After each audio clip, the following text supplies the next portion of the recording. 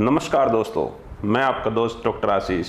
दोस्तों, आज के वीडियो में मैं आपको HIV एड्स के 10 शुरुआती लक्षणों की जानकारी दूंगा। दोस्तों, एड्स 3 स्टेज में होता है।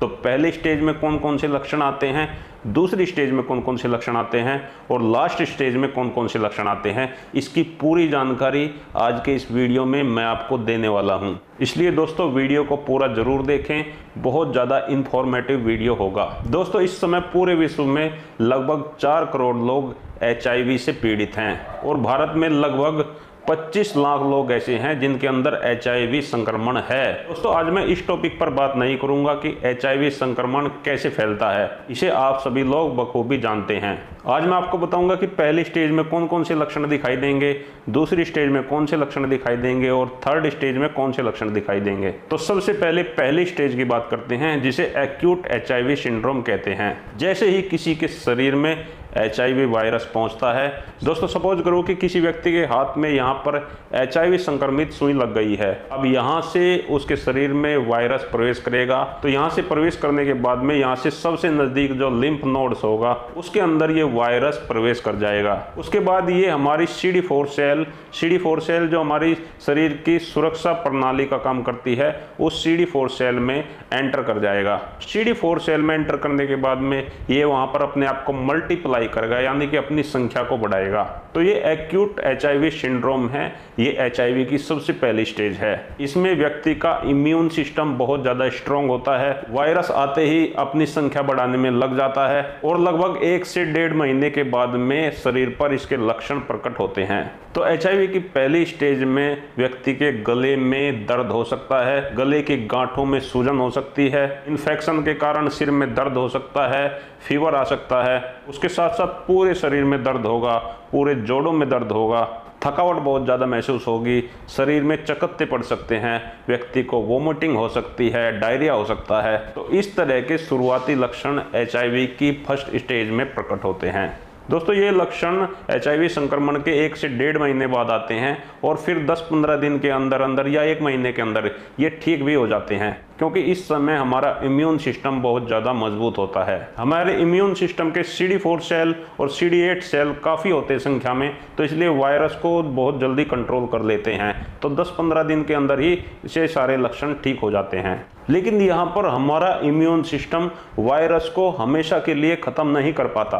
ये वायरस हमारी CD सेल के अंदर ही चिपक जाते हैं और कुछ समय के लिए अनएक्टिव हो जाते हैं। तो इससे व्यक्ति को लगता है कि जैसे उसके लक्षण पूरी तरह से ठीक हो गए हैं। तो दोस्तों, अब दूसरी स्टेज की बात कर लेते हैं।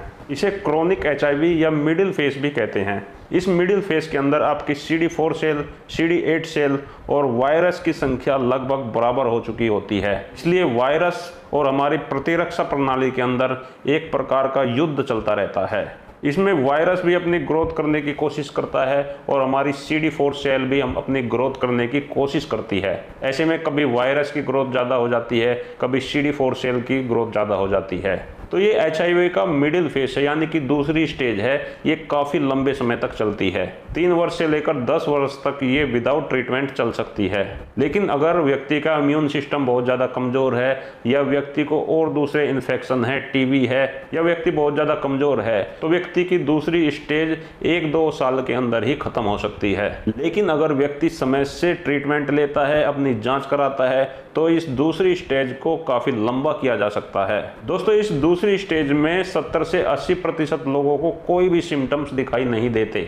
शरीर के अंदर तो युद्ध चल रहा होता है, लेकिन कोई भी सिम्टम्स बाहर प्रकट नहीं होते। तो ऐसे व्यक्ति सबसे ज़्यादा इन्फेक्शन फैलाते हैं। अब दूसरी स्टेज खत्म कब होती है, उसके क्या लक्षण प्रकट होते हैं? अगर व्यक्ति को फिर से फीवर आने लगे, गले की ग्रंथियां सूज जाएं, शरीर पर चकत्ते पड़ जाएं, डायरिया, वोमिटिंग बहुत ज़्यादा होने लगे, तो ऐसे में समझना चाहिए कि आदमी का इम्यून सिस्टम कमज़ोर हो गया है वायरस के आगे। तो यहीं से तीसरी स्टेज शुरू होती है। इस तीसरी स्टेज को ही हम एड्स कहते हैं। एड्स का मतलब ये है कि शरीर के अलग अलग हिस्सों में बहुत सारे सिम्टम्स प्रकट होने लगते हैं। इसमें हमारे शरीर के जो मेन सेल हैं जो वायरस से लड़ने का काम करते हैं, CD4 सेल, इनकी संख्या बहुत कम हो जाती है और वायरस की संख्या बहुत ज़्यादा बढ़ जाती है। वायरस CD4 सेल के अंदर घुसकर अपनी संख्या को बहुत ज़्यादा बढ़ा लेता है, जिस कारण से CD4 सेल नष्ट होने लगते हैं। तो ऐसे में व्यक्ति का इम्यून सिस्टम बिल्कुल कमज़ोर हो जाता है और व्यक्ति को बाहरी इन्फेक्शन बहुत ज़्यादा लगते हैं। ये इन्फेक्शन बैक्टीरिया के भी हो सकते हैं, ये इन्फेक्शन दूसरे वायरस के भी हो सकते हैं। तो HIV की तीसरी स्टेज में 70 से 80% इंडियन को ट्यूबरक्लोसिस का इन्फेक्शन हो जाता है। ट्यूबरक्लोसिस यानी TB, ये इन्फेक्शन बैक्टीरिया के कारण से होता है। तो भारत में 70 से 80% व्यक्ति की मृत्यु का कारण यही ट्यूबरक्लोसिस का इन्फेक्शन बनता है।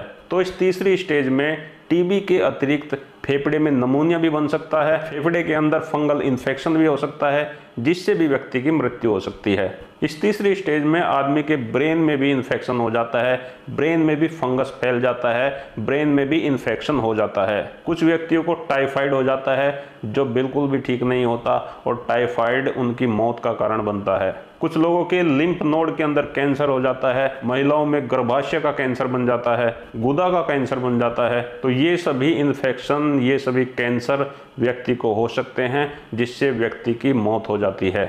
तो एड्स अपने आप में खुद में कोई बीमारी नहीं है, ये केवल व्यक्ति के इम्यून सिस्टम को इतना कमज़ोर कर देती है कि दूसरी बहुत सारी बीमारियां आदमी के शरीर में आ जाती हैं जो उसकी मृत्यु का कारण बनती हैं। दोस्तों, आदमी को ठीक दवाइयां नहीं करती। अगर कोई संक्रमण आदमी को हो गया है तो आदमी का इम्यून सिस्टम ही उन बीमारियों को ख़त्म करता है, दवाइयाँ केवल उसकी मदद कर सकती हैं। जब इम्यून सिस्टम बिल्कुल वीक हो जाता है, बिल्कुल ख़त्म हो जाता है, तो आदमी किसी भी छोटी सी बीमारी से मर सकता है। तो दोस्तों, आज के इस वीडियो में मैंने आपको एड्स की 3 स्टेज और उनके लक्षणों के बारे में जानकारी दी। दोस्तों, अगर आप कहेंगे तो मैं इस वीडियो का दूसरा भाग भी बनाऊंगा, जिसमें मैं कोशिश करूंगा कि होम्योपैथिक दवाइयों के द्वारा एड्स को कैसे हम मैनेज कर सकते हैं, कैसे कंट्रोल कर सकते हैं, उसकी जानकारी आपको दूं। तो अगर आप दूसरा भाग चाहते हैं तो कमेंट करके ज़रूर बताएं, क्योंकि दोस्तों मैं ऐसे बहुत सारे लोगों को जानता हूं जो होम्योपैथिक दवाई खाते हैं HIV होने के बावजूद भी, और उन्हें 30 से 35 वर्ष हो गए हैं, वे बिल्कुल अपने जीवन को